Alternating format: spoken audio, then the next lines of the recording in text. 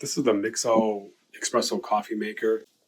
Comes with a bag of accessories. This is a coffee compactor.